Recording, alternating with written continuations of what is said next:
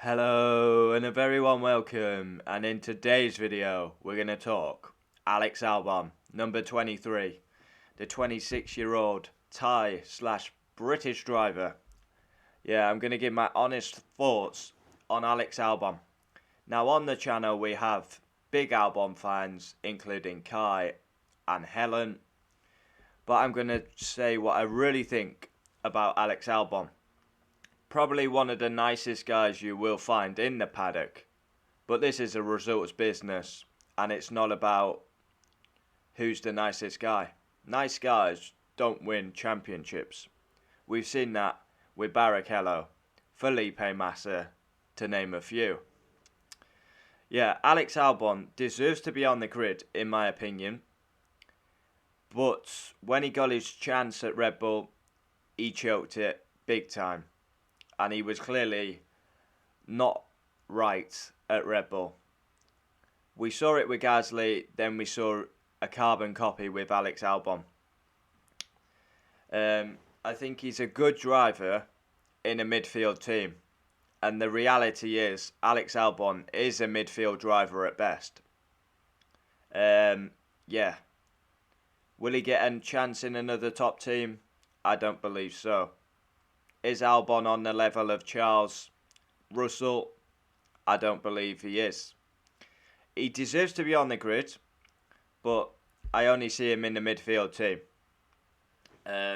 Yeah, I can't see a team who would take a chance on Alex Albon. Ferrari are locked in for the next couple of years. Mercedes, even if Hamilton goes, they'll probably go for... I wouldn't be surprised if they went for Esteban Ocon. I would not be shocked. Yeah. Then you've got Red Bull. That works. Red Bull have been trying to get that number 2. And now they've got one in Sergio Perez.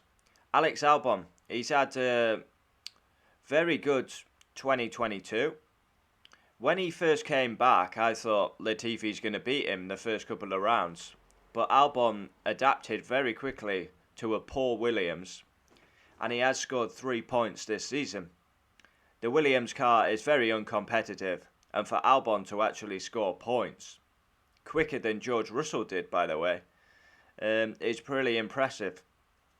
But the big problem I have now with Alex, and it's not Alex's fault, Alex can only beat what's in front of him. On this occasion, it's a poor Nicholas Latifi, who needs dropping.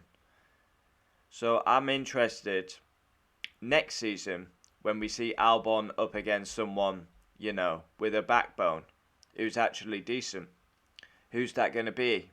Is it going to be Piastri? Yeah. I'm excited for that, because at the minute Albon is clearly the number 1 at Williams. He's going to beat Latifi every day of the week. Yeah. The big worry I have for Alex Albon, and we saw it in Red Bull, mentality. He actually has, his mentality is so weak. It's like wet lettuce, just wet lettuce. Mentality is Alex Albon's weakest point, in my opinion. His strength is actually probably his racecraft. And he's quite a good overtaker, is Alex Albon. When he used to do them charges through the field, poor qualifying, or he'll have China's a good example. Smashed the car up, came back, scored points. Beat Dan Alex, yeah, and we saw it a couple of times in the Red Bull. Yeah, it'd be interesting to know your thoughts on Alex Albon. Let's get his results up here. I'll try and make this bigger so you can see it. So here we go. Alex Albon. Don't forget, he had a year out. Dropped by Red Bull. Then he went and did a bit of DTM. Yeah, a year on the sidelines. And for him to get back on the grid, I thought it was harsh, personally, for him to be completely out of the sport for a year.